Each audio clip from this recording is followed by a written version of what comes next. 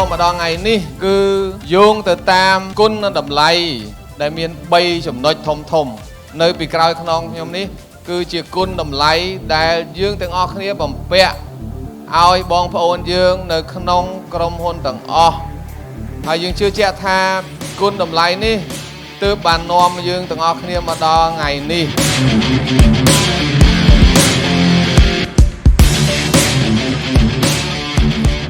សូមស្វាគមន៍ត្រាក់តចននីម៉ូដែល5055 E ស៊េរីថ្មីបំពាក់ជាមួយតាបោមកកាន់ទីផ្សារប្រទេសកម្ពុជាត្រាក់ទ័រ5055 E បំពាក់ទូបូថ្មី